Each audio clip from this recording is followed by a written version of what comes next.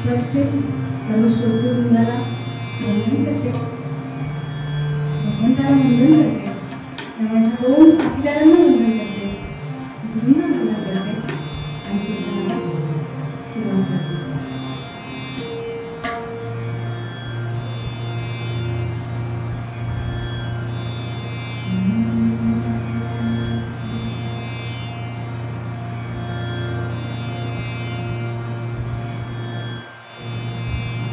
यदानन्दोदरं हन्ति सदा प्रत्योहसम्भवं तदा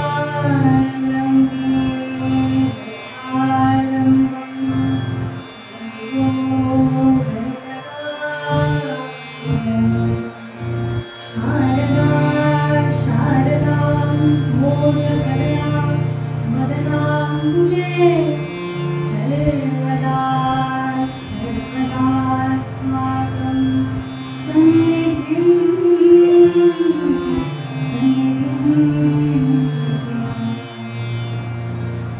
नमस्तस्मै भगवते नारदाय महात्मने कामक्रोधविहीनाय ऋषीणां प्रवराय च गुरुर्ब्रह्मा गुरुर्विष्णु गुरुर्देवो महेश्वरा गुरुः साक्षात् परब्रह्म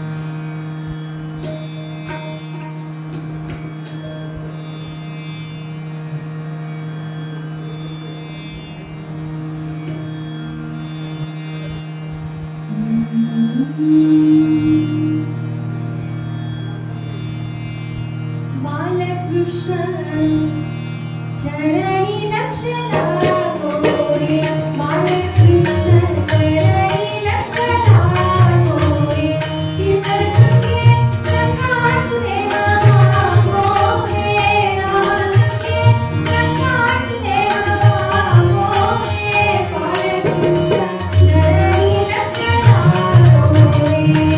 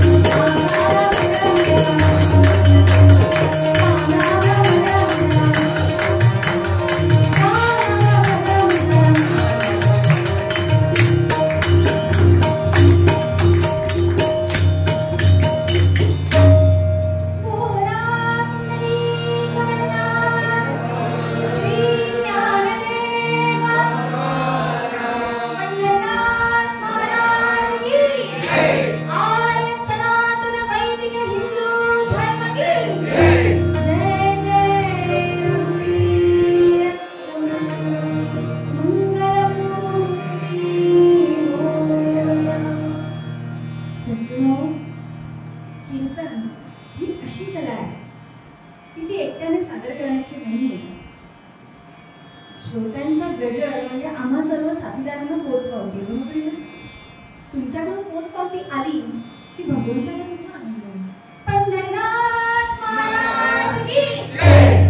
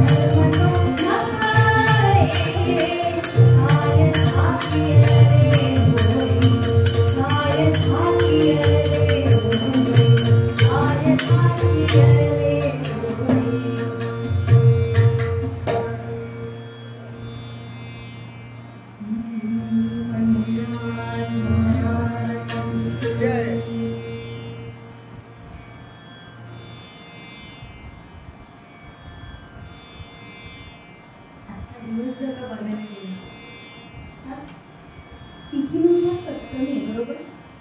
आणि सप्तमी ही सूर्याची तिथी मानली जाते.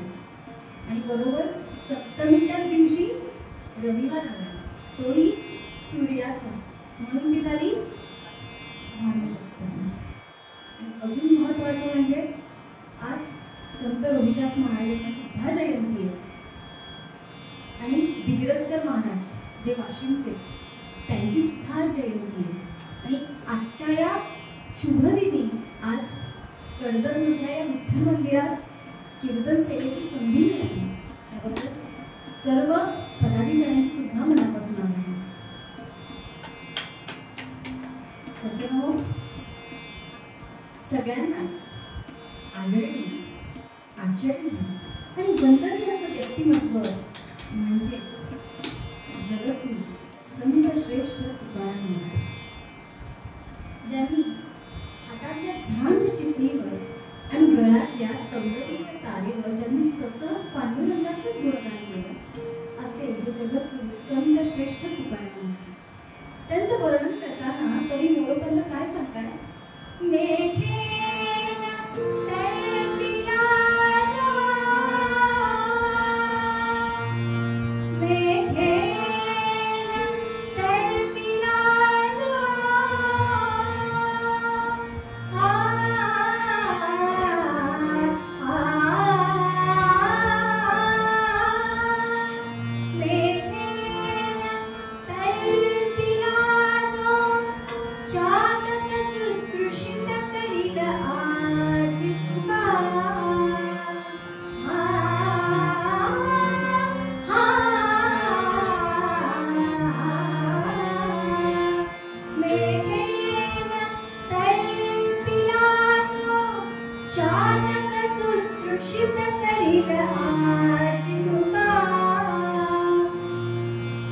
जो जो मुमुक्षु त्याते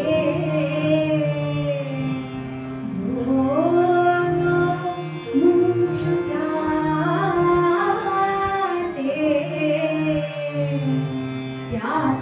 सुतृप्त करील आजी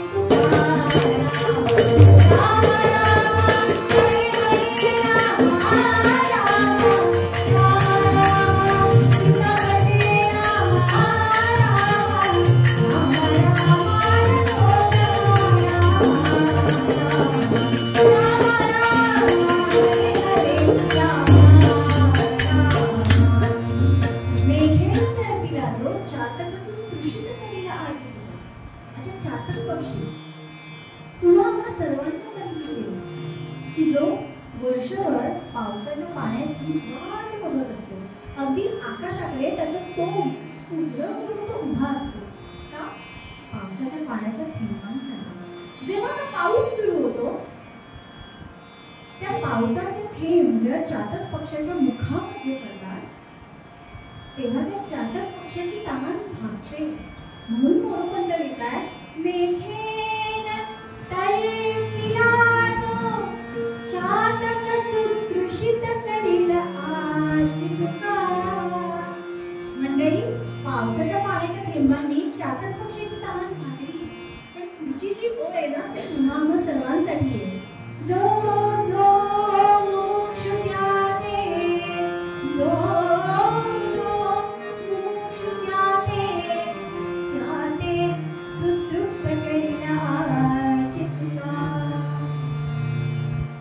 मुमुक्षु त्याते सुतृप्त करील आजी तुका. आता मुमुक्षु म्हणजे कोण? जे सजीव पृथ्वी तलावर जे सजीव जीव आहेत आणि जे त्यांच्या जीवनातलं अंतिम पद मिळण्याची वाट बघतात. आता जीवनातलं अंतिम पद कोणतं? अंतिम पद कोणतं? बरं, मोक्ष. पृथ्वी तलावरचे जे सजीव जीव मोक्षाची वाट बघताय त्यांना म्हणतात मुमुक्षु. जो जो मुमुक्षु त्याते सुतृप्त करील आजी तुका. जो जो मुमुक्षु लोक आहेत त्यांना मोक्षाच्या द्वाराकडे घेऊन जाणारे कोण आहेत?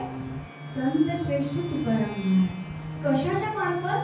त्यांनी जो समाजासाठी अमूल्य असा ठेवा दिला जो आपण रोज वाचतो, गातो, काही अंशी का होईना त्याचं आचरण करण्याचा प्रयत्न करतो.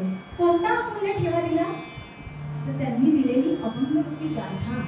त्या गाथेतल्या काही अभंगांचं स्मरण जरी केलं तरी आपण काही अंशी का होईना त्या मुमुक्षांच्या वाटेकडे जाऊ. अशाच अभंगरूपी दान देणारे हे संत श्रेष्ठ तुकाराम महाराज. आणि त्यांनी दिलेल्या अभंगरूपी ठेव्यातून त्यातला आज एक अभंग निरूपणासाठी येतो. या निरूपणाच्या अभंगामध्ये संत श्रेष्ठ तुकाराम महाराज तुम्हा मला उपदेश करताना आज काय सांगताय? धर्म तो नकळे काय झाकीले डोळे. धर्म तो नकळे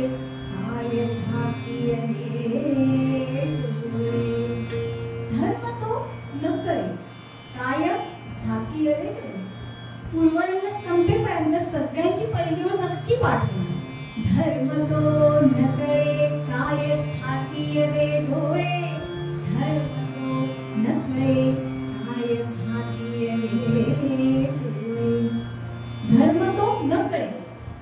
बा मनुष्य प्राण्या, तुला धर्म नाही का कळत? मुळात धर्म म्हणजे काय? आता धर्म हा साधा शब्द जरी उच्चारला तरी तुम्हाला सामान्य मनुष्याच्या समोर कोणते शब्द तयार होतात?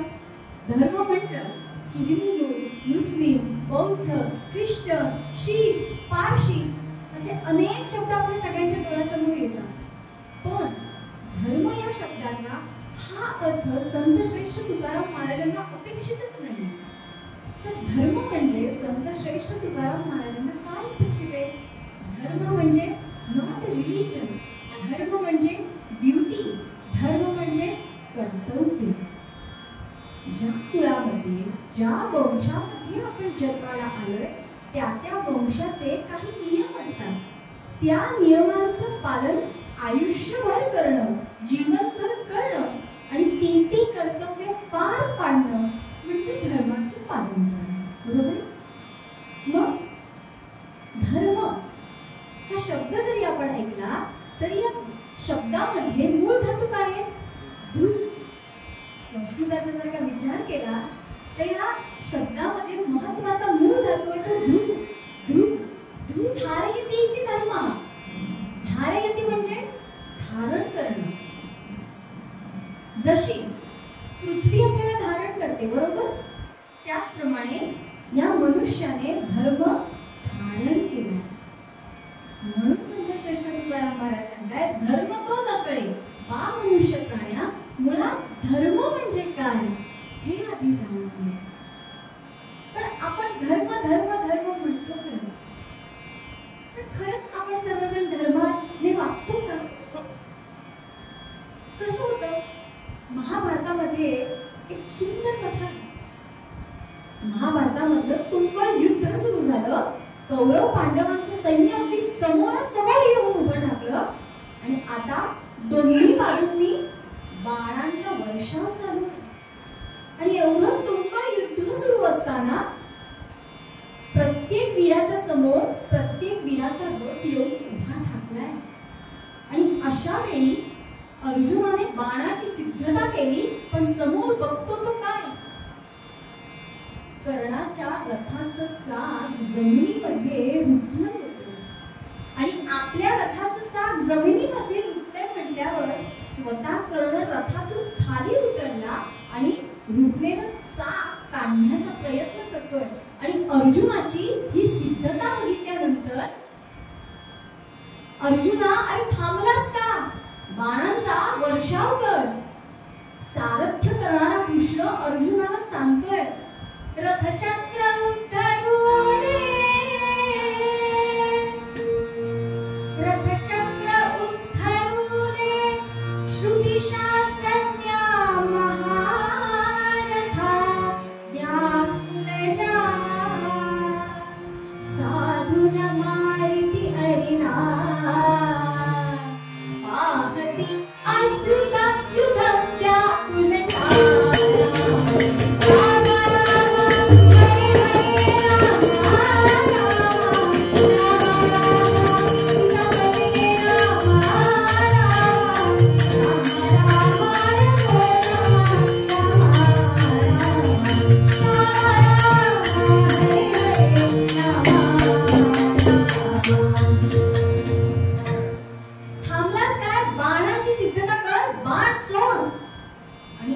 अर्जुनाची सिद्धता बघितल्यानंतर समोरून कर्ण बोलायला लागला, अर्जुना धर्माने युद्ध कर, धर्माने माझ्याशी लढ.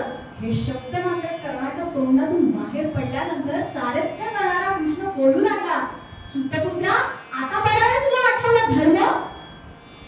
कपटाने पांडवांना बोलून कपटाने त्यांना हरवलं, तेव्हा कुठे गेला होता तुझा धर्म? द्रौपदी मातेंवर कठीण प्रसंग ओढवला, तेव्हा कुठे गेला होता सूतपुत्रा तुझा धर्म? युद्धामध्ये अनेकांनी एकत्र येऊन अभिमन्यूला मारलं, तेव्हा कुठे गेला होता सूतपुत्रा तुझा धर्म? आयुष्यभर अधर्माने वागलास, आयुष्यभर अधर्माने वागणाऱ्या कौरवांची साथ तू दिलीस, त्यामुळे तुला मरणही आज अधर्मानेच आलंय. अर्जुना बघतोस काय? बाणांची सिद्धता कर, बाणांचा वर्षाव कर. सारथ्य करणाऱ्या कृष्णाचा आदेश अर्जुनाने ऐकला, बाणाची सिद्धता केली, अर्जुनाच्या धनुष्यातून बाण निघाला आणि कर्णाचा मृत्यू झाला. मंडळी, आयुष्यभर अधर्माने वागणाऱ्या कर्णाला मरण सुद्धा अधर्मानेच आले. म्हणून शास्त्रकार पुराणकार सुद्धा आपल्याला सांगतायत, काय सांगतायत? धर्मो देवहतो हन्ति, धर्मो रक्षति रक्षितः, तस्मात् धर्मो गहन्तव्यो, मानो धर्मो हतो वधेत्. काय सांगतायत पुराणकार?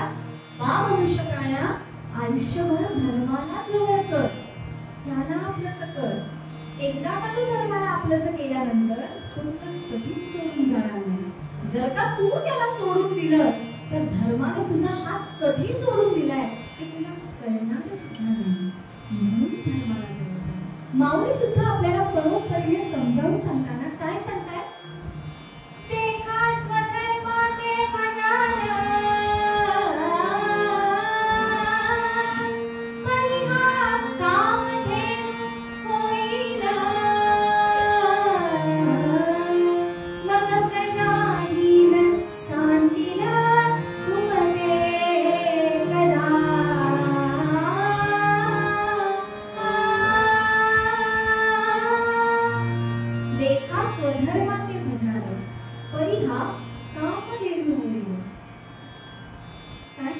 देखा स्वधर्माते भजाना. इथे माऊली एक शब्द खास करून वापरताय, स्वधर्म. एवढा वेळ आपण धर्माबद्दल बोलतोय, पण आता माऊली काय सांगताय? देखा स्वधर्माते भजाना. प्रत्येक मनुष्याला स्वधर्म आहे.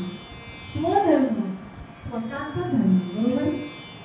आता मी एक गृहिणी आहे. गृहिणी म्हटल्यावर माझा धर्म काय आहे? रोज स्वयंपाकाची सिद्धता करणं हा माझा धर्म झाला. आता हे दादा तबलजी आहेत, तबला उत्तम वाजवणं हा झाला त्यांचा धर्म. म्हणजे प्रत्येक मनुष्य जो जन्माला आलाय त्याचा स्वतःचा असा एक स्वधर्म आहे, स्वतःचा धर्म आहे. माऊली काय सांगताय? देखा स्वधर्माते भजाना. त्या स्वधर्माला आपलंसं केलं. परिहा कामधेनू.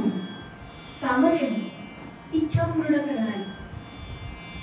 स्वधर्माचं पालन आचरण जर का आयुष्यभर केलं तर माऊली काय सांगताय? तो धर्म तुमच्या मागे कामधेनूसारखा उभा राहील. मग तो प्रजाहीन सांडिलं, तो तुम्हाला कधीही खाली येऊन देणार नाही. तुम्ही ते करा, कधीही तो तुम्हाला खाली पाडणार नाही. म्हणून त्या स्वधर्माचं पालन करा. पण माऊली एका ओळीमध्ये असाही आपल्याला उपदेश करताय, जय चराचर सांडे,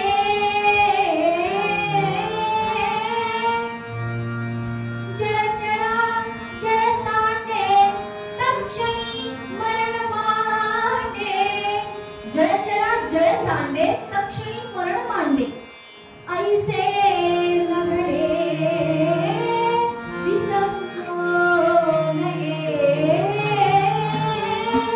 जय चरा जय सांडे, तक्षणी मरण मांडे.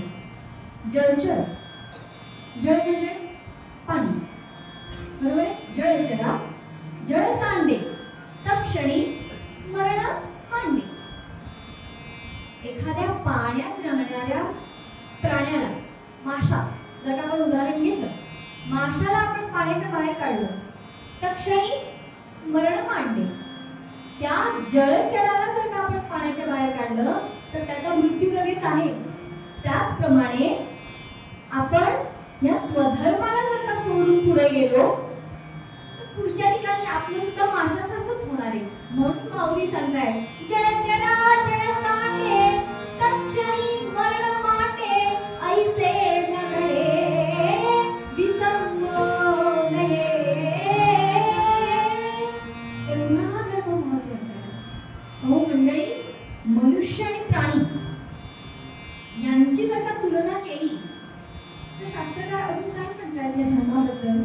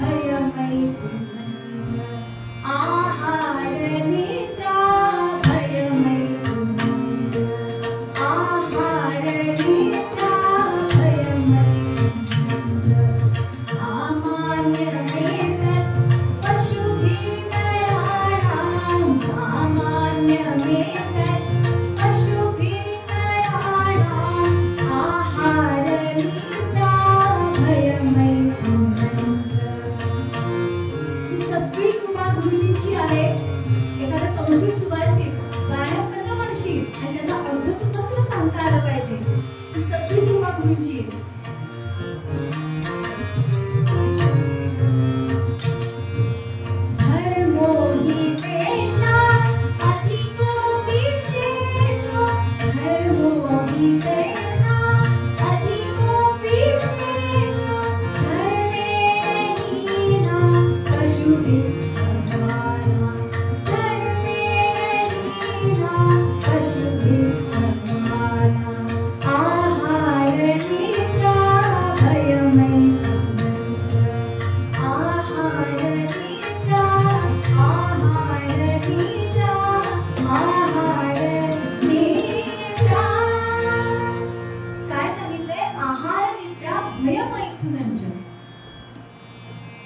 सामान्यमेत पशुभिः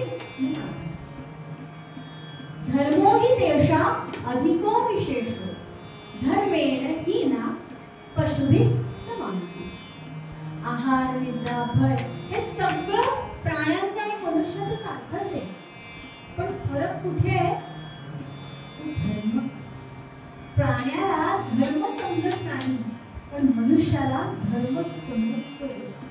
मनुष्याला धर्म समजावा म्हणून तर आजच्या पूर्वपद्याच्या अभंगामध्ये संत श्रेष्ठ तुकाराम महाराज आपल्या सर्वांची कान उघडणी करत सांगतायत, बा मनुष्य प्राण्या, तुला धर्म नाही का कळत? धर्म तो नकळे काय झाकीयले डोळे, धर्म तो नकळे काय झाकीयले डोळे. मग धर्म ही संकल्पना एवढी वेगवेगळ्या कंगोऱ्यांनी सोडवता येते की धर्म, गुणधर्म असा सुद्धा अजून एक आपण अर्थ घेऊ शकतो. गुणधर्म सोप्या शब्दात सांगायचं झालं, सायन्सच्या भाषेत जर का सांगायचं झालं तर धर्म म्हणजे property. Each material has its own property. बरोबर आहे? प्रत्येक धातूला स्वतःचा असा गुणधर्म असतो, त्याचप्रमाणे प्रत्येक मनुष्याला स्वतःचा असा स्वभाव असतो, स्वतःचा असा धर्म असतो. मला सांगा, हरिण आहे, हरिणाचा धर्म काय आहे? कायम हिरवी पानं खाणं. हिरवी पानं सोडून हरिण मांस भक्षण करेल का? नाही, तो त्याचा धर्म सोडत नाही. एखादा विंचू जर का जमिनीवरून पुढे पुढे जातोय तर तो उगाच आपल्याला चावणार नाही, पण आपण जर का त्याच्या धर्माच्या मध्ये गेलो तर तो आपल्याला प्रसाद दिल्याशिवाय राहणार नाही. त्याचप्रमाणे हा धर्म मनुष्य जसे काटोकाट पद्धतीने पाळतात, त्याप्रमाणे आपल्यासारख्या सामान्य मनुष्याने सुद्धा या धर्माला जवळ केले पाहिजे. म्हणून संत श्रेष्ठ तुकाराम महाराज सांगतात, बा मनुष्य प्राण्या, मुळात धर्म म्हणजे काय ते समजून घे. धर्म धर्म धर्म का महत्वाचा आहे? धर्म उपनिषदामध्ये एक गोष्टी कथा आहे. एकदा ज्या शरीराच्या अवयवांमध्ये भांडण सुरू, प्रत्येक अवयव म्हणू लागला, मी श्रेष्ठ आहे, मी श्रेष्ठ आहे, मीच श्रेष्ठ आहे. डोळे म्हणू लागले, अरे काना, तुझं काय एवढं तू श्रेष्ठत्व सांगतोस? मीच श्रेष्ठ आहे. ती जीभ म्हणू लागली, तुम्हाला दोघांनाही काही कळत नाही, मी श्रेष्ठ आहे. प्रत्येक अवयव एकमेकांशी भांडतो आणि ह्या सगळ्या अवयवांचं भांडण एवढं टिपेला गेलं, एवढं शिकेला गेलं की हे सगळे अवयव एकत्र मिळून गेले ब्रह्मदेव. ब्रह्मदेवाने हे सगळं ऐकलं. प्रत्येक अवयवाचं म्हणणं काय आहे ब्रह्मदेवाने शांतपणे ऐकलं. ब्रह्मदेवाने एक युक्ती काढली. तुम्हाला आपापसात ठरवता येत नाहीये ना की कोण श्रेष्ठ आहे? मी सांगते ती एक युक्ती करा, म्हणजे तुमचं तुम्हाला आपोआप कळून जाईल की कोण श्रेष्ठ आहे. ब्रह्मदेवाने काय युक्ती सांगितली? प्रत्येक अवयवाला सांगितलं की तुम्ही आईपाईने एक एक दिवस रजेवर जा. डोळे पुढे पुढे करत होते. डोळे म्हणाले, पहिल्यांदा रजेवर मी जाणार एक दिवस. म्हणून एक दिवस डोळे रजेवर. आता डोळे रजेवर गेल्यानंतर विद्यवाणीसारखे कार्यक्रम बंद झाले, डोळे रजेवर गेले, तरी देहाचे शरीराचे बाकी कारभार बाकी व्यवहार व्यवस्थित सुरळीत चालू होते. देहावर त्याचा काहीच परिणाम झाला नाही. पहिला दिवस संपला, डोळ्यांचं रजेवर जाणं झालं. कान म्हणाले, तुझं रजेवर जाणं झालं ना, आता मी जातो रजेवर. म्हणून कान रजेवर गेले. आता कान रजेवर गेल्यानंतर रेडिओवरचे कार्यक्रम बंद झाले. चांगले स्वर ऐकणं बंद झालं, कमी झालं. कान रजेवर गेल्यामुळे देहाचे बाकी व्यवहार अडले नाही, ते बाकी व्यवस्थित व्यवहार चालू होते. शेवटी जीभ म्हणाली, तुमच्या दोघांचं रजेवर जाणं झालं ना, आता मी रजेवर जाते. म्हणून जीभ रजेवर गेली. जीभ रजेवर गेल्यानंतर शरीर जे काही खातंय त्याची चव कळेनाशी झाली. चव कळली नाही, पण त्याचा देहावर काहीच परिणाम झाला नाही. देहाचे रोजचे व्यवहार अगदी सुरळीत चालू होते. शेवटी पाय म्हणाले, तुमचं झालं ना रजेवर जाऊन, आता मी रजेवर जातो. म्हणून पाय रजेवर गेले. पाय रजेवर गेल्यानंतर ते शरीर एका ठिकाणीच बसून राहिले.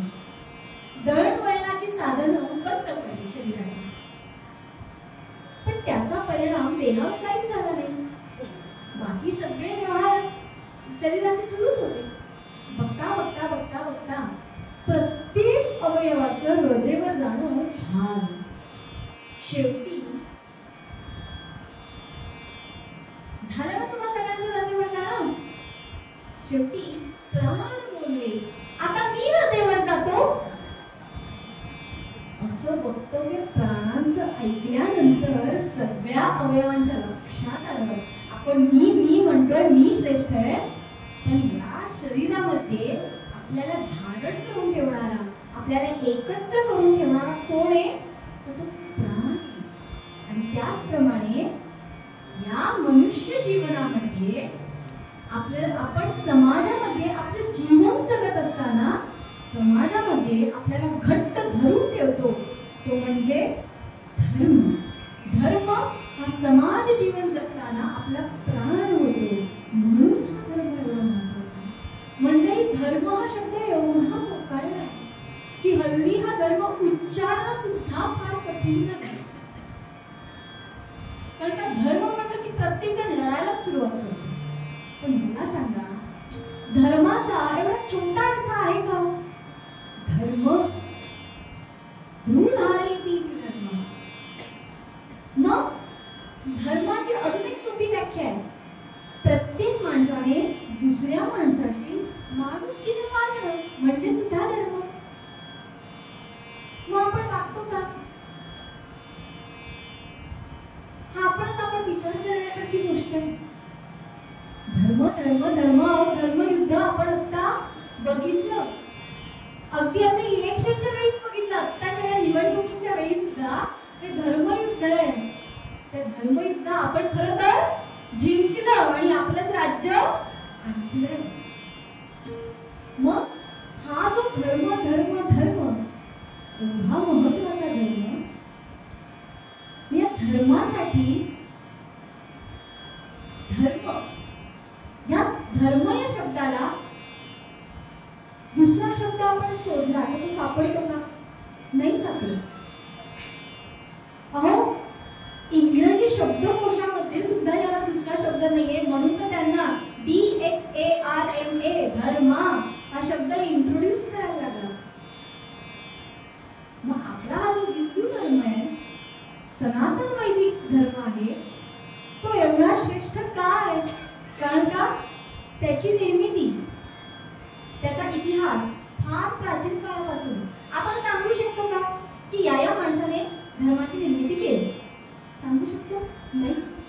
मग अनेक लोकांचा गैरसमज असा आहे, धर्म आणि पंथ एकच. नाही, धर्म आणि पंथ या दोन्ही वेगवेगळ्या संकल्पना आहेत. पंथ कशाला म्हणायचं? धर्म म्हणजे विश्वाचे शाश्वत नियम म्हणजे धर्म. आणि पंथ म्हणजे काय? हे जे मी मगाशी म्हटलं, हिंदू, बौद्ध, ख्रिश्चन, पारशी, जैन हे झाले पंथ. धर्म आणि पंथामध्ये फरक काय? या पंथांचा जर का विचार केला तर त्या पंथांचे एक एक उपासक आहेत, बरोबर आहे. मुस्लिम धर्म जर का बघितला, मुस्लिम पंथ, धर्म पण नाही, मुस्लिम पंथ जर का विचार केला तर मोहम्मद पैगंबर उपासक, जैन महावीर उपासक, म्हणजे त्या त्या पंथाची निर्मिती करणारा असा कोणीतरी एक आहे.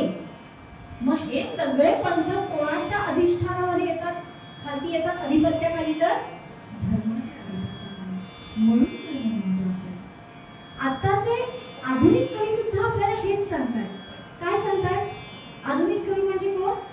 सावित्रीजी. तर त्यांच्या लेखणीतून सुद्धा आपल्याला संदेश देत आहेत.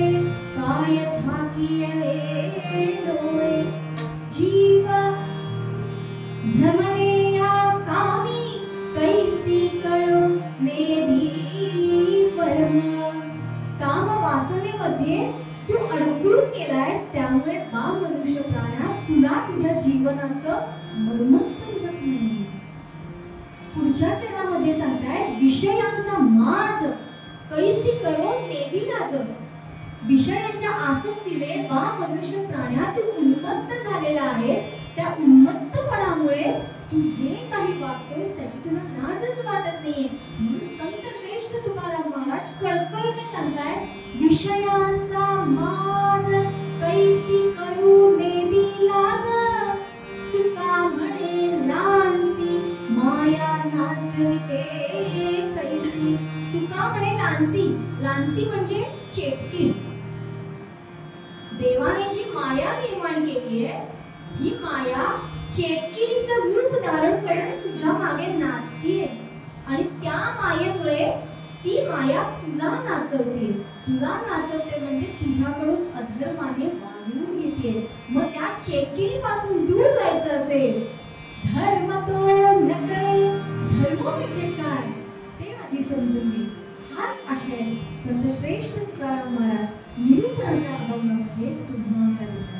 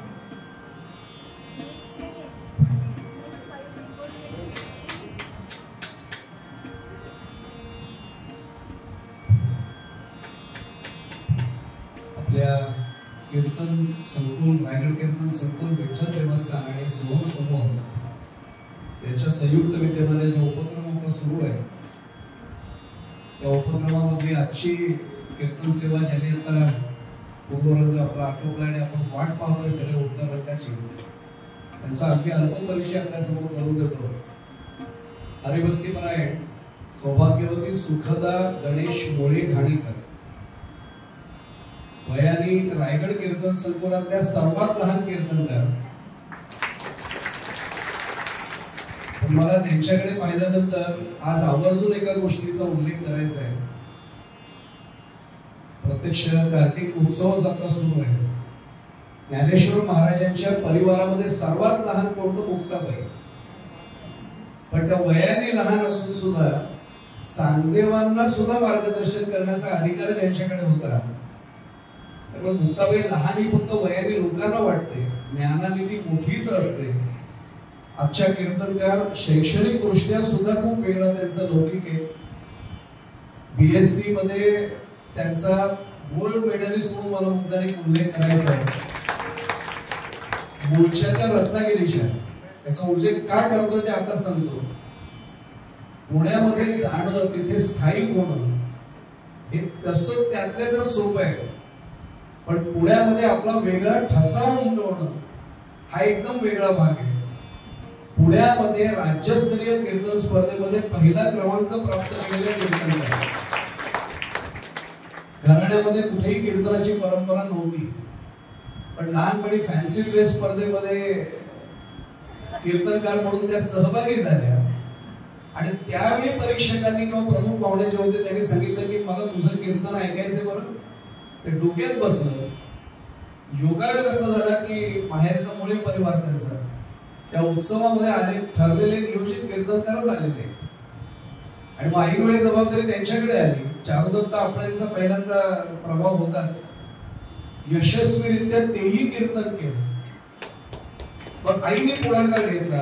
पुढची सगळी वाटचाल सुरू झाली. आणि मग नारद मंदिर पुण्याचं जे अनेक कीर्तनकारांच्या जडणघडणीमध्ये महत्वाचं भूमिका पार पडतात, त्या नारद मंदिरामध्ये त्यांचं वासंतिक वर्गामध्ये येणं सुरू झालं. म्हणजे नेहमी त्या उल्लेख करतात की मे महिन्यापर्यंत, म्हणजे मेच्या आधीपर्यंत रत्नागिरी, मे महिन्यामध्ये पुणे, पुन्हा जून पासून रत्नागिरी. आणि अशा प्रसंगातनं वाटचाल करत करत संगीतामध्येही येणे आणि पुण्यामधल्या सगळ्या कीर्तनकारांचं लक्ष आपल्या कर्तृत्वानी ज्यांनी खेचून घेतलं अशा कीर्तनकाराला आपल्यासमोर होतं. परिचय खरं खूप करून देण्यासारखं आहे. मी मुद्दामून एक गोष्ट आणखीच सांगतो. त्यांचे पतिराज हे आमच्या कीर्तन संकुलामधले उत्तम कवयित गणेश घाणेकर. पौरोहित्य यात्रिकी करतातच, वैदिकी करतातच, पण ते उत्तम कलाकार आहेत, उत्तम कवयित आहेत. आणि त्यांची साथ मी अनुभवले म्हणून मला माहिती आहे त्यांच्या हातात काय जादू आहे. त्यामुळे खरं सांगायचं तर चैतन्य भाग्य आहे तुझं की ज्यांच्या घरातच तबल्याची साथ आहे त्यांच्याबरोबर अत्यंत समर्थपणाने चैतन्य भागवतने आज साथ चालू ठेवली. त्यामुळे त्याचंही कौतुक दिविजा इकडे आहेच आहे. मला सुखदाताईंना एक मुद्दामून सांगायचं आहे, आमचं भाग्य आहे की जसे आमचे कीर्तन संकुलाचे आपले सदस्य संजय पवार रानडे इथे आलेलेच आहे. बोरिवलीहून ते खास कीर्तनासाठी दरवेळी येतात. आमच्या सोहम समूहाचे ते सदस्य आहेत. आणि दुसरा उल्लेख मुद्दा म्हणजे दैवलीकर सगळे त्यांना आपण ओळखतो, कर्जतकर ओळखतो, आपल्या कर्जतचे जावई ताईंसाठी मुद्दा परिचय करत होतो. यांचं नाव राजीवजी मुळेकर, उत्तम पत्रकार. म्हणजे आम्ही पत्रकारितेत एकत्र वाटचाल केलेली आहे. हा परिचय अनेकांना आहे. सकाळमध्ये आम्ही एकत्र कामही केलेलं आहे. वाईल्ड लाईफ फोटोग्राफी मध्ये त्यांची मास्टरी आहे. एकूणच फोटोग्राफीमध्ये त्यांची मास्टरी आहे. गीरच्या अभयारण्यामध्ये अनेक वर्ष त्यांनी छायाचित्र काढलेली आहेत. आणि त्यांच्या पुस्तकाचं प्रकाशन झाल्यानंतर नरेंद्र मोदी आणि सुमित्राताई महाजन त्या लोकसभेच्या त्यावेळी अध्यक्ष होत्या, त्यांनी त्यांची प्रशंसा केलेली आहे. आम्ही निनांदरांकडे त्यांचं कौतुक झालेलं आहे. पण हा परिचय असताना मी आज त्यांचा उल्लेख एवढ्यासाठी करतोय, ते कीर्तनातले उत्तम कबलचे साथीदार आहेत. त्यामुळे आज ते आले, आम्हाला खूप आनंद वाटला. बाकी मी तुमच्या सगळ्यांबद्दल एकच नेहमी म्हणत असतो की मी आल्यावर देखील आमचा विषय झाला, कीर्तन संकुलात इथले जे श्रोते त्या मंदिरातले साक्षीदार इथे पण आहेत, तिथे पण आहेत. आमचा दरवेळी उल्लेख होतो की कीर्तन करावं या मंदिरात, कारण गरमारे साहेब आपल्या मंदिरातले श्रोते प्रत्येक कीर्तनकार आठवणीने सगळीकडे उल्लेख करतो. म्हणून तुम्हाला सगळ्यांना वंदन पुन्हा एकदा करतो की असे श्रोते असल्यानंतर कीर्तनकारांना एक वेगळं स्फुरण असतं. पुन्हा एकदा फार वेळ न घालवता त्यांच्याकडे सूत्र देतो. महत्वाचं, पुढच्या महिन्यामधली कीर्तन सेवा 12 जानेवारीला दुसरा रविवार आहे आपला, कारण तिथेही पहिल्या रविवारी उत्सवामुळे गडबड आहे. त्यावेळी अलिबागचे हरिभक्ती परायण महेश्वर बुवा देशमुख हे आपल्या इथे सेवा सादर करण्यासाठी येणार आहेत. त्यांनाही कल्पना आहे, संजय बुवांना कल्पना आहे. आमच्या कीर्तन संकुलातले खंदे कार्यकर्ते सगळ्यांना एकत्र चळवळीसारखे बांधून ठेवणार आहे. ते आपल्या इथे त्यावेळी पुढच्या महिन्यामध्ये येतील. मी त्यांच्याकडे पुन्हा एकदा सूत्र देतो आणि आख्यानाकडे त्यांना वळण्याची आपल्या सर्वांच्या वतीने प्रार्थना करतो. धन्यवाद.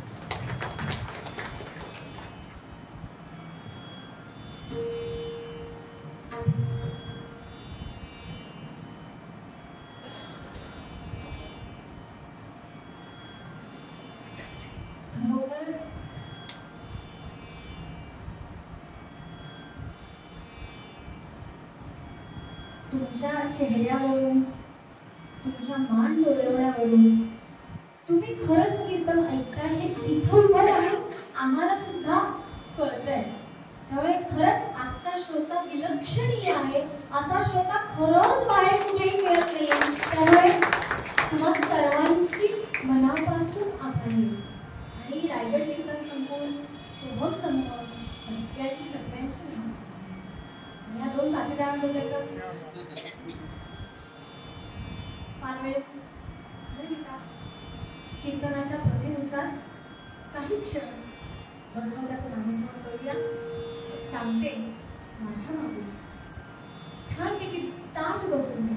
2 हातांनी गोड घालून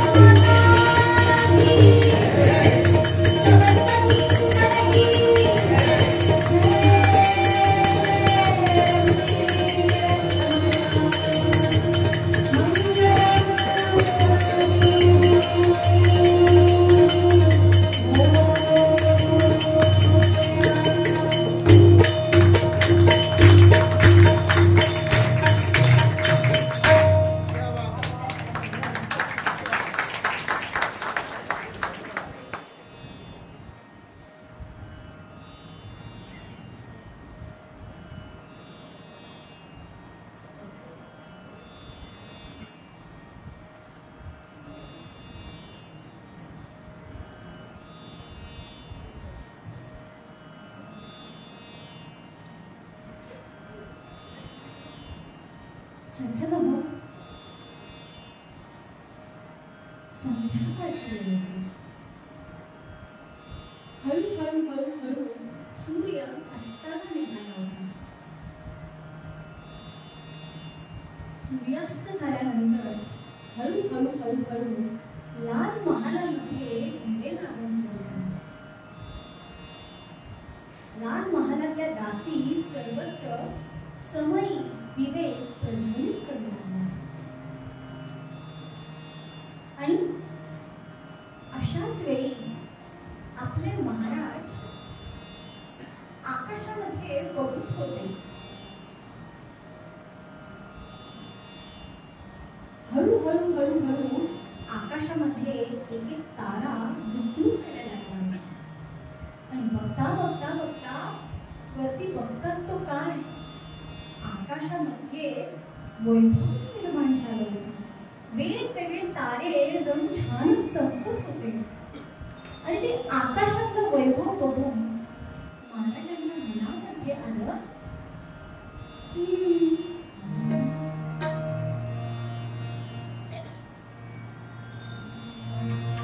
आणि ते आकाशातलं वैभव बघून त्या वैभवाच्या प्रेमात पडून महाराजांच्या मनामध्ये आलं, नक्षत्रांनी फुलले, नक्षत्रांनी फुलले, विशाल नभरे सुनील सरतारी.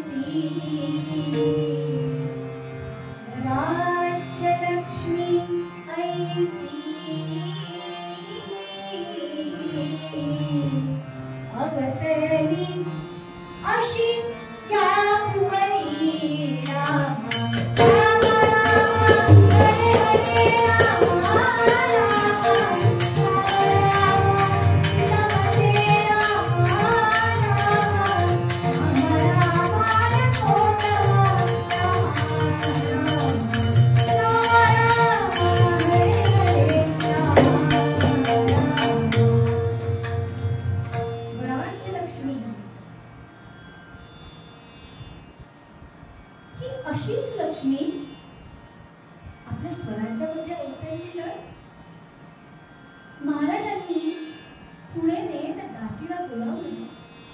माँसाहेबांना निरोप द्या, आम्ही त्यांच्या दालनामध्ये जातोय. तत्क्षणी दासीने माँसाहेबांच्या जिजाऊ माँसाहेबांच्या दालनामध्ये येऊन निरोप दिला. काही क्षणात आपले महाराज जिजाऊ माँसाहेबांच्या दालनामध्ये हजर झाले. यावं पण आता यावेळी कसं काही येणं असेल असे मनामध्ये विचार येतायत तोवर आपले महाराज दालनामध्ये हजर. यावं शिवा, यावं कसं काही येणं केलं. गेल्यानंतर जिजाऊ माँसाहेबांना नम्रपणे नमस्कार केला. माँसाहेब, साताऱ्याच्या पूर्व दिशेला 60 ते 65 मैलांवर फलटण या गावापासून काही दूर कोस एक मोठा डोंगर आहे. आणि या डोंगरावर एक महादेवाचं मंदिर आहे. मनामध्ये असं आलंय, शिखर शिंगणापुरी जाऊ दर्शनार्थ, शिखर शिंगणापुरी जाऊ दर्शनार्थ, चरणी ठेवू कुलदैवतार्थ, शिखर शिंगणापुरी जाऊ दर्शनार्थ, चरणी ठेवू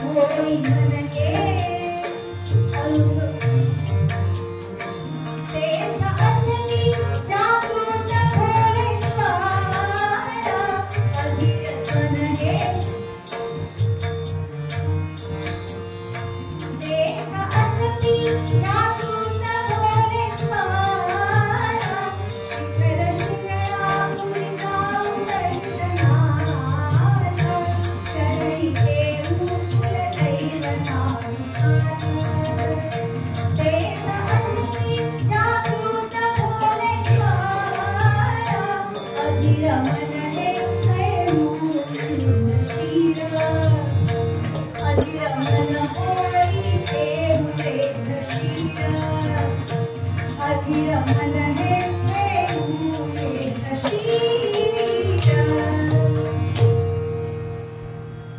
मातोश्री, साताऱ्याजवळ 60 ते 65 मैलांच्या अंतरावर फलटण हे गाव आहे आणि तिथूनच पुढे माळ रानावर एक मोठा डोंगर आहे आणि त्या डोंगरावर एक महादेवाचं मंदिर. त्या काळी यादव वंशातला जो सिंघल राजा आहे त्याने हे मंदिर उभारलं म्हणून त्याच्या नावावरून याला शिंगणापूर आणि आता शिखर शिंगणापूर असं नाव देण्यात आलं. तर तिथे जाऊन आपण त्या भोलेश्वराचं दर्शन करूया. महाराजांचा प्रस्ताव ऐकल्यानंतर जिजाऊ माँसाहेबांना आनंद झाला. अवश्य अवश्य शिवा, शुभ दिवस बघा, मुहूर्त निश्चित करा आणि लगेच निघू. काही दिवस गेले, मुहूर्त निश्चित करण्यात आला. मुहूर्त निश्चित झाल्यानंतर सगळी तयारी सुरुवात झाली. पण आपल्यासोबत कोणाला न्यायचंय त्याची सुद्धा सिद्धता माँसाहेब झालेली आणि या दोघांचा संवाद सईबाईंनी ऐकला. धनी, मी पण येऊ का तुमच्या बरोबर? अगं तिकडे आम्ही खरं जातोय पण आम्ही एका मोहिमेसाठी खरं जातोय. मोहिमेमध्ये तुझं काय काम? त्यापेक्षा या वेळेला तू येऊ नको, पण मी तिकडून येताना तुझ्यासाठी एक खास गोष्ट, खास भेट आणणार आहे. हो, आपल्यासाठी खास भेट आणणार आहे हे ऐकल्यानंतर सईबाई मनातून खुश झाल्या. मुहूर्त निश्चित करण्यात आला. सगळी तयारीला सुरुवात झाली. घोडदळ, पायदळ, हत्ती, त्या हत्तीवर अंबारी चढवण्यात आल्या. मेणे सजले. खास जिजाऊ माँसाहेबांसाठी विशिष्ट असा मेणा तयार करण्यात आला.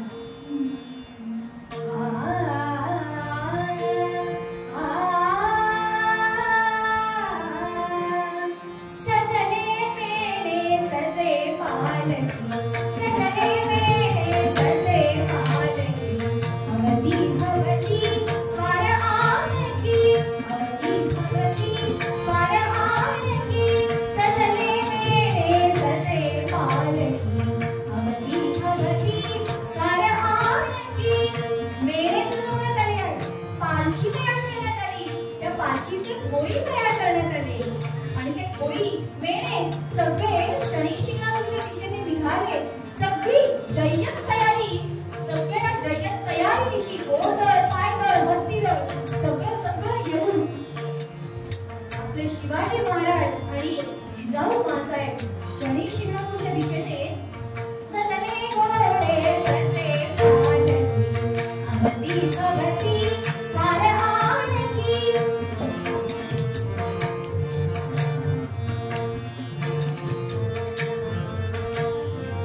पुजारी पूजेसाठी वाजंत्र्याची झुंबड होती.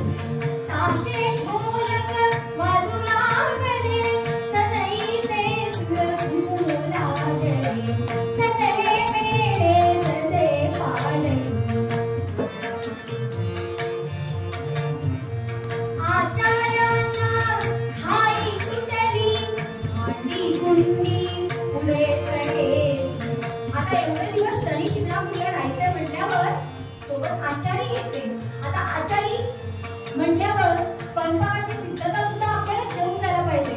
आचार्यांना घाई सुटली, भांडी कुंडी पुढेच गेली, सजले मेणे सजे पालकी. आचार्यांना घाई सुटली, भांडी कुंडी पुढेच गेली, अलबक घोडे तयार झाले, वाजंत्री यावर बसले, सजले मेणे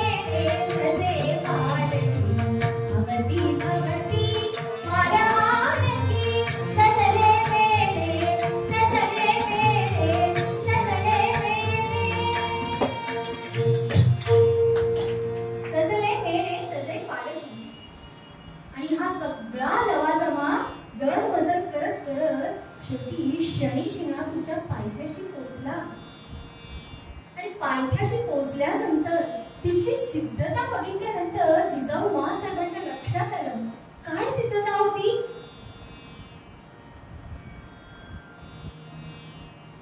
पालखी झाली छावणी,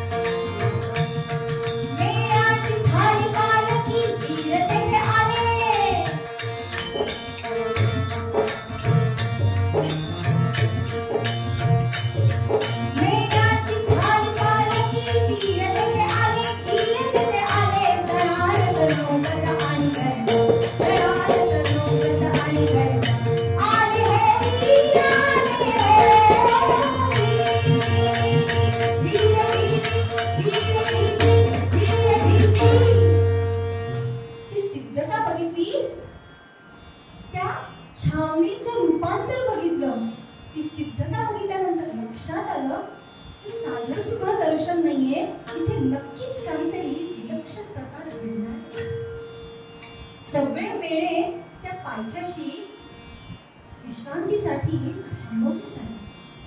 दुसरा दिवस उजाडला. ते डोंगरावर चढून शनी शिंगणापूरच्या मंदिराचं जिजाऊ माँसाहेबांनी दर्शन घेतलं. आतमध्ये गेले. महादेवाच्या समोर दोघेही उभे राहिले. महादेवाला नतमस्तक झाले. जणू हे दोघे आपल्याच दर्शनाला आले आणि याची वाट तो महादेव बघतो. कैलास राणा शिवचंद्र मोर, कैलास राणा शिवचंद्र मोर, माथा मुक्ती झराई कारुण्य सिंधो भवदुःखहारी, कारुण्य सिंधो भवदुःखहारी, शरीर शंभो मजको भरारी,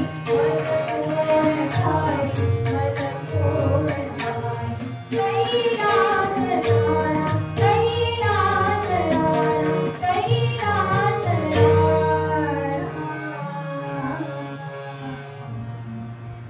त्या महादेवाच्या पिंडीसमोर दोघेही नतमस्तक झाले आणि दर्शन घेऊन हे दोघेही बाहेर येतात ना येतात. तो सेवकाने वर्दी दिली. माँसाहेब, तुम्हासी बेटा या सेवकाला से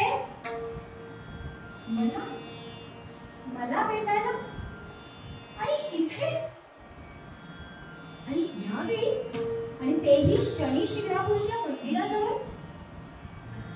माँसाहेब विचार करतायत या क्षणी मला भेटायला एवढे येणार तरी कोण?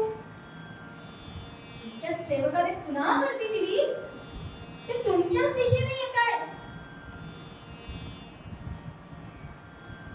आपल्या दर्शनासाठी खरंच कोणीतरी लांबून येत आहे म्हटल्यावर जिजाऊ माँसाहेब तिथेच स्थानपन्न झाले. आणि आता येतंय तरी कोण मनामध्ये विचार करतात. आणि हा म्हणता तो सेवक जिजाऊ माँसाहेबांच्या समोर दर्शनासाठी हजर झाला. पण त्याचं रूप बघितल्यानंतर जिजाऊ माँसाहेबांना विश्वास बसेना. पायाखालची जमीन हादरली.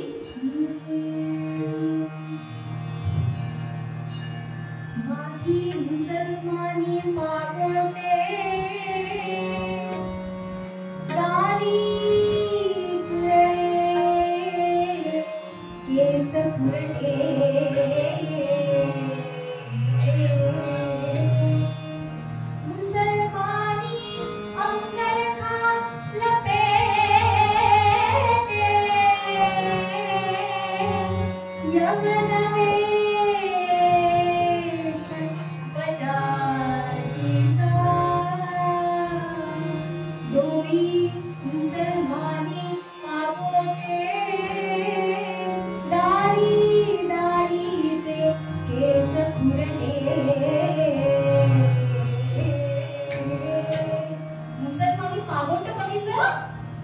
कुरटे केस बघितले, मुसलमानी अंगरखा लपेटे, यवन वेश बजाजीचा. बघायला गेलं तर साक्षात हे आपले मेहुणे, आपल्या सुनबाईंचेच बंधू. पूर्वाश्रमीचा सगळा इतिहास डोळ्यासमोर त्यांच्या हजरी उभा येऊन ठाकला. बळजबरीने जुलमाने इस्लाम धर्म, परकीय धर्म स्वीकारलेले. आदिलशाहीच्या इथली नोकरी पत्करली तीही गुलामीने, जबरदस्तीने, नाईलाजाने. काही कारणास्तव तिथल्या एका मुसलमान स्त्रीशी लग्न झालं. काही काळ गेल्यानंतर ती स्त्री सुद्धा निवर्तली, बादशाची मर्जी फिरली आणि आता पुन्हा हे बजाजी तिथला सगळा कारभार सोडून आता आपल्या देशात, आपल्या धर्मात परत येत आहेत. म्हटल्यावर एवढे वर्ष आदिलशाहीच्या इथे नोकरी केल्यानंतर पुन्हा आपल्या धर्मात येत आहेत आणि आपल्या गावामध्ये आलेत. ही बातमी फक्त बजाजीच्या पहिल्या बायकोला म्हणजे सावित्रीला कळली. आपल्या नवऱ्याने, आपल्या धन्याने दुसरा धर्म स्वीकारला. या धक्क्याने सावित्रीबाईंचं निधन झालं. पोटी 5 वर्षाचा मुलगा होता ज्याचं नाव महादजी. आणि या छोट्या मुलाला घेऊन आपण पुन्हा आपल्या स्वराज्यात यावं या आशेने का होईना मला जिजाऊ साहेबांचं दर्शन घेतलं पाहिजे. आणि दुःखी अंतन करणारे या छोट्याशा मुलाला घेऊन बजाजी जिजाऊ साहेबांच्या पायावर मासाहेब चुकलो, चूक झाली हो, माझ्याकडून चूक झाली. मला पुन्हा आपल्या धर्मामध्ये यायचंय. बळजबरीने मी दुसरा धर्म स्वीकारला. पण मला तुमच्यात घ्या, मला आपल्या स्वराज्यात यायचंय, मला माझ्या स्वराज्याचे रक्षण करायचंय. बजाजींना वरती उठवत जिजाऊ साहेब सांगताय, झालं गेलं विसरून जा. आम्हालाही तुम्हाला आमच्यात घ्यायचंय. तुम्ही परत आलात ना, हेच खूप झालं. माझ्याकडून चूक घडली. अहो बजाजी, यात तुमची चूक नाही हो, कोणाची चूक नाही. झालात यवन तुमचा, नवता पुन्हा कधीही.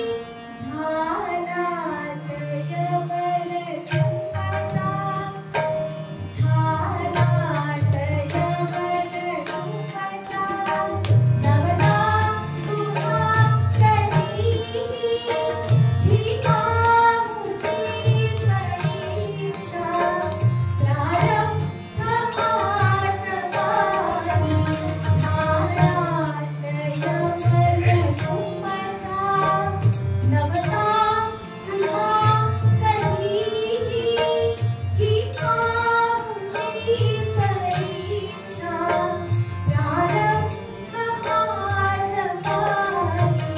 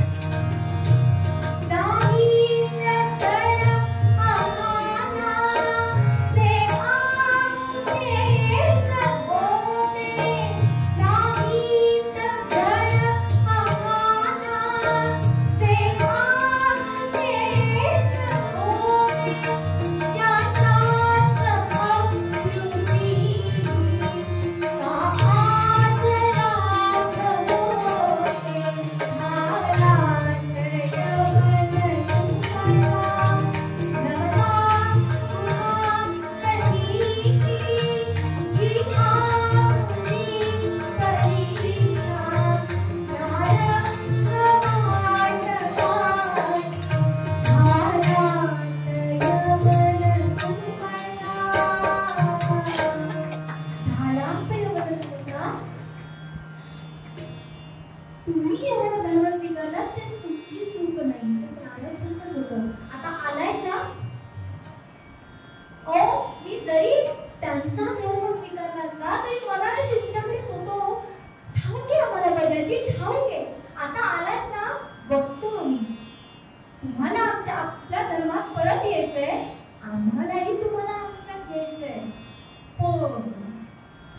माझा पण काय,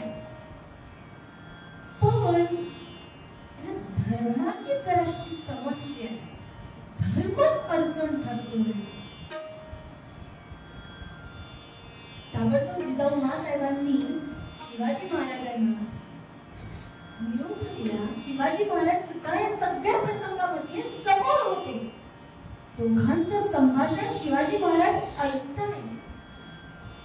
बजाजी आलात ना, आता काळजी करू नका. हा धर्म प्रश्न कसा सोडवायचा, हाच मोठा पेच जिजाऊ माँसाहेबांसमोर आणि शिवाजी महाराजांसमोर येऊन उभा टाकला. तत्क्षणी त्या रात्री त्या शनी शिंगणापुरातील सर्व विद्वान ब्राह्मणांची, पंडितांची, ब्रह्मवृत्तांची सभा भरवण्यात आली. सभा भरवल्यानंतर ही सभा कोणत्या हेतूने घेतलीये तो हेतू पहिल्यांदा सांगण्यात आला. त्या सभेमध्ये बजाजींना उभं करण्यात आलं. लोक हो, सज्जन हो, हे जे समोर इथे गृहस्थ आहेत, नात्याने बघायला गेलं तर ते माझे मेहुणेच लागतात. पण जुलूम जबरदस्तीने नाईलाज असतो त्यांना परधर्म स्वीकारावा लागला आणि आता पुन्हा ते आपल्या धर्मामध्ये येऊ इच्छितात. हे एवढं फक्त म्हटलं मात्र लगेच कुचकुच सुरू झाली. आपल्या धर्मामध्ये येऊ इच्छितात, यावर न्याय निवाडा व्हावा, यावर मार्ग निघावा. काही विद्वान मंडळी संतप्त झाली, काही विद्वान मंडळी शांत बसली होती. सभेचा हेतू पूर्ण सांगण्यात आला. सभा बरखास्त करण्यात आली. सगळे विद्वान पंडित निघून गेले. फक्त नरहरी शास्त्री मात्र शेवटला बसलेलेच होते. ते काही उठून गेले नाही. नरहरी शास्त्रींकडे बघून शिवाजी महाराज शेवटी म्हणाले, शास्त्री बुवा, आता सगळी मजा तुमच्याच हातात आहे. तुम्हीच याच्यातून काहीतरी मार्ग काढा. पुन्हा दुसरा दिवस उजाडला. पुन्हा सर्व ब्रह्मवृत्तांची, विद्वान पंडितांची सभा पुन्हा सुरू झाली. महाराज बोलू लागले, कथिला मनीचा हेतू कालच आम्ही तुम्हास गंभीर. कथिला मनीचा हेतू कालच आम्ही तुम्हास गंभीर. उत्सुक झालो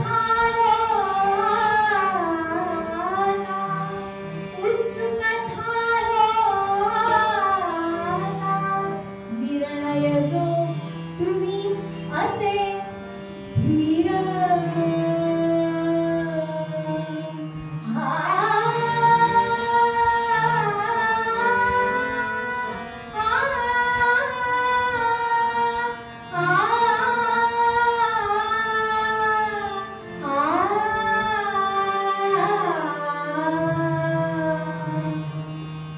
सभेचा हेतू काय आहे तो मी काल तुम्हाला सांगितलंय.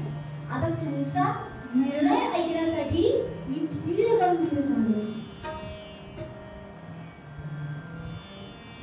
शेवटी एक एक पंडित बोलू लागले, हे धर्महीन आहे, हे रूढीला धरून नाही, हे धर्महीन आहे. अहो, धर्म आणि रूढी या मानवी जीवनाच्या कल्याणासाठीच तर आहे. नाही नाही, तरी पण हे धर्महीन आहे, हे रूढीला धरून नाही नाही नाही नाही. एकदा दुसऱ्या धर्मात गेलेला मनुष्य पुन्हा आपल्या धर्मात येणं म्हणजे दुसऱ्याच्या मोठ्यातली गाय आपल्या मोठ्यात बांधण्यासारखं आहे. नाही नाही नाही, हे धर्महीन आहे, धर्महीन आहे.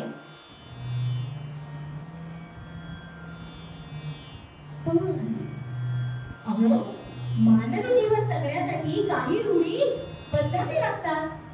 हे आपल्या धर्मात बसत नाही, आपल्या धर्माच्या तत्वामध्ये बसत नाही. अहो, तुम्ही तुमचा धर्म घेऊन बसलाय. आम्हाला धर्महीन समजता, आम्हाला धर्महीन ठरवता. धर्माची तत्व बघा. काय आहेत धर्माची तत्व? नरहर शास्त्री परोपरीने शांतपणे विष्णू पंतांना विचारतायत काय धर्माची तत्व आहे. दुसऱ्या धर्मात गेलेला आपल्या धर्मात येणं धर्महीनता. मुलीला हे धरून नाही याचा स्वीकार होणार नाही. अहो मुळात धर्म म्हणजे काय ते तर समजून घ्या. हो नरहर शास्त्री परोपरीने सांगताय. नसे अडकला धर्म पोतीचा व्रतवैकल्ये कर्मकांडे शुष्क कोरडेचा. नसे अडकला धर्म आमुरा जीर्ण शीर्ण पोतीचा व्रतवैकल्ये कर्मकांडे शुष्क कोरडेचा. धर्मरक्षणा कंबल कसणे आवश्यक आज तरी जरूर आरक्षित तोही एक अमोघ. धर्मरक्षणा कंबल कसणे आवश्यक आज हीच पूजा पावन तोच जाण आदरे तुमची. गाभा आहे निश्चयसहा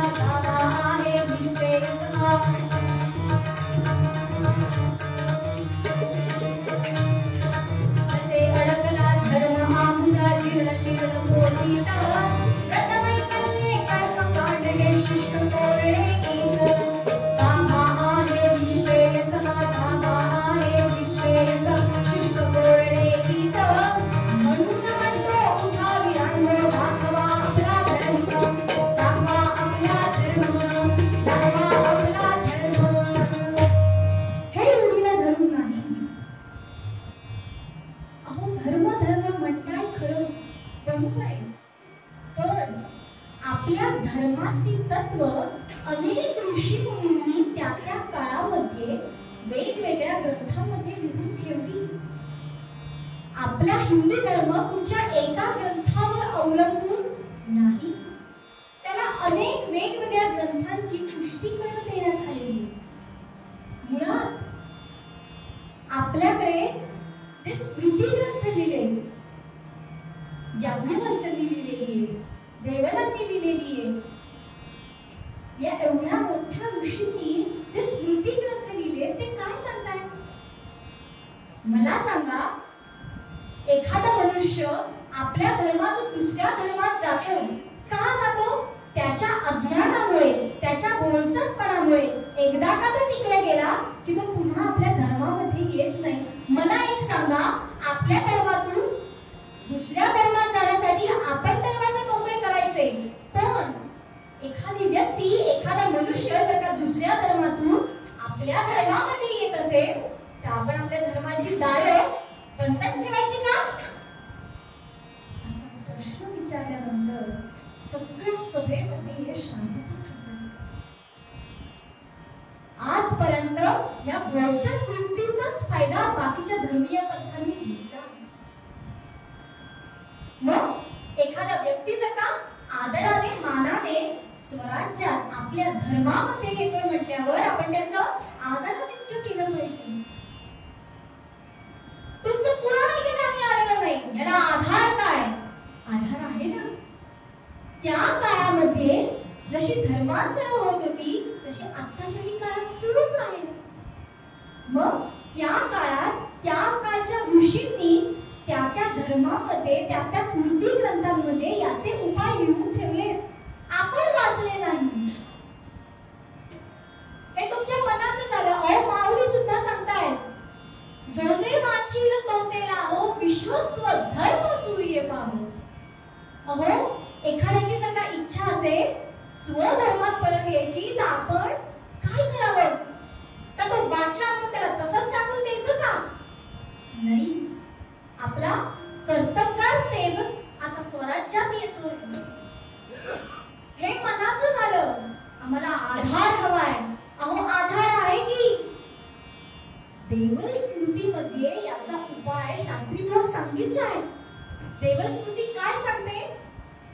काय सांगते?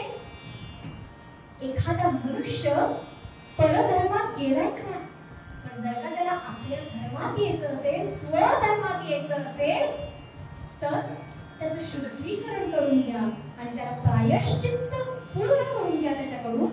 मग तो आपल्या धर्मामध्ये येऊ शकतो. देवल स्मृती नरहर शास्त्रीने उघडून ठेवली. देवल स्मृतीतली ही सगळी वक्तव्य कमन सगळ्यांच्या समोर दाखवली. तेव्हा सगळ्यांच्या लक्षात आलं आणि आपण जे करतोय याला शास्त्रीय आधार आहे आणि हा आधार आपल्या विद्वान शास्त्रींनी दाखवला. मनोमन शिवाजी महाराजांना आपण काहीतरी कृतकृत्य करतोय याची जाणीव झाली आणि आता बजाजींना आपल्या धर्मामध्ये येण्यापासून कोणीच रोखत नव्हतं. सगळ्यांना अनुमोदन मिळालं, सगळ्यांकडून परवानगी मिळाली, अनुमती मिळाली. जिजाऊ महासाहेबांना आनंद झाला. मोठा सोहळा रचण्यात आला आणि त्या सोहळ्यामध्ये बजाजींचं शुद्धीकरण पहिल्यांदा करून घेण्यात आलं. त्याच्यानंतर त्यांना प्रायश्चित्त देण्यात आलं. प्रायश्चित्त करून झाल्यानंतर होम हवन झालं आणि ते होम हवन झाल्यानंतर थाटामाटामध्ये आपले बजाजी ते परधर्मामध्ये गेले होते. ते आपल्या स्वधर्मामध्ये म्हणजे सनातन वैदिक हिंदू धर्मामध्ये परत आले. ते आले बजाजी निंबाळकर या नावानेच परत आले. सगळीकडे जय जयकार झाला, जयघोष झाला, भवानी माता की. आणि आता आपले बजाजी आपल्यात परत आले म्हटल्यावर सगळ्या छावण्यांमध्ये आनंद निर्माण झाला आणि हे सगळा लवाजमा शनी शिंगणापूरहून पुन्हा लाल महालाकडे झाला. आणि आपले राजे आपल्या मासाहेब जिजाऊ मासाहेब एवढे लांबचा प्रवास करून आले म्हटल्यावर सईबाई ओवाळणीचं ताट घेऊन लाल महालाच्या द्वारापाशी आल्या खऱ्या. धनी आलासा? आपले धनी आले म्हटल्यावर तिने आरतीचं ताट सज्ज केलं. आपल्या पतिराजांना ओवाळलं, जिजाऊ मातोश्रींना औक्षण केलं. जाताना तुम्ही मला सांगितलं होतं की मी तुमच्यासाठी एक भेट घेऊन येईन. माझी भेट कुठे आहे? काळजी करू नको, अगं तुझ्यासाठी भेट मी घेऊन आलोय. आणि डोळे तर बंद कर. अहो भेट तर द्या, मी सांगतोय ना, डोळे बंद कर. सईबाईंनी डोळे बंद केले आणि आपल्या पाठीमागे जे बजाजी होते त्या बजाजींनाच पुढे येऊन उभे केलं. आता सईबाई डोळे उघडा. आणि डोळे उघडून सईबाई बघतात तो काय? साक्षात आपला बंधू, आपला भाऊ आपल्या स्वराज्यात परत आलाय. ही अनमोल भेट पतिराजांनी त्या सईबाईला दिली. सईबाईंचा आनंद गगनात मावेना. आनंदाश्रू गड गड गड गड डोळ्यातून बाहेर पडू लागले. मंडळी, त्या काळच्या समाजाला ही अत्यंत गरजेची गोष्ट होती, जी धाडसी गोष्ट होती, क्रांतिकारी गोष्ट होती, ती शिवाजी महाराजांनी त्यांच्या काळामध्ये करून दाखवली. मंडळी, आज सुद्धा धर्मांतर खूप होत आहे. वेगवेगळ्या पद्धतीने धर्मांतर होत आहे. मग ही धर्मांतर रोखून त्याला आळा घालणं हे तुमच्या सर्वांच्याच हाती आहे पण आणि नाही पण. समाज फार चुकीचा विचार करतो. नको त्याला आपल्यात घ्यायलाच नको. अनेक लोक पुन्हा आपल्या धर्मामध्ये यायला तयार असतात पण आपलीच लोक त्यांना पाठिंबा देत नाही. हे कितपत योग्य? त्या काळी सुद्धा धर्मांतर होत होती. आत्ताच्याही काळात धर्मांतर तेवढ्याच मोठ्या प्रमाणावर होत आहे. मग ही धर्मांतर रोखणं ते बसलेच आहे. पूर्ण भारत वर्षावर हिरवा फडकवण्यासाठी तो हिरव्याचा भगवाच ठेवणं हे तुम्हाला सर्वांचं कर्तव्य. आज धर्म एवढा मोकाळलाय. रशिया युक्रेनची परिस्थिती काय आहे तुम्ही आम्ही डोळ्याने बघतोय. आज देशात अशी परिस्थिती निर्माण झाली आहे की देशाला देव मानून त्यांची सेवा करणाऱ्यांची संख्या फारच कमी आहे. खऱ्या अर्थाने देशाला देव मानून त्यांची सेवा करणारे कोण आहे? ते सगळे वीर सैनिक जवान जे अहोरात्र भारत पाकच्या बॉर्डरवर हातामध्ये बंदूक घेऊन उभे, सियाचीनच्या बर्फाळ प्रदेशात उभे. याचा अर्थ आपण लगेच बंदूक घेऊन तिकडे जाऊ शकत नाही. ते आपलं कामच नाही. पण आपण दिवसातून जी काही उपासना करतो, जी काही देवासाठी माळ ओढतो, ती माळ ओढत असताना त्यातील एक माळ मम राष्ट्राय संवर्धनार्थम या अर्थाने ओढली तर आपण आपल्या सैनिकांच्या मागे नामाची शक्ती नक्कीच उभी करू शकतो. मंडळी, आज एवढी भीषण परिस्थिती निर्माण होती. आताच्या इलेक्शनचे रिझल्ट्स बघा. आधी काय रिझल्ट्स होते? आता 5% हिंदूंनी एकत्र येऊन मतदान केलं तर तख्ता एवढा पलटतो. तर तुम्ही आम्ही संघटित राहणं, आपल्या सनातन वैदिक हिंदू धर्मासाठी संघटित राहणं तुम्हाला सर्वांचं कर्तव्य. काय एवढा भीषण आहे? स्वराज्य मिळतंय म्हणतोय शिवाजी महाराज गेले, काही काळातच संभाजी महाराज गेले. ताशकंदचा करार करण्यासाठी स्वातंत्र्याला हातात घेतायचं म्हणताय ते सुभाषचंद्र बोसनी वर्तले, बरोबर? ताशकंदचा करार करण्यासाठी लाल बहादूर शास्त्री गेले होते, तेही तिथेच नव्हते.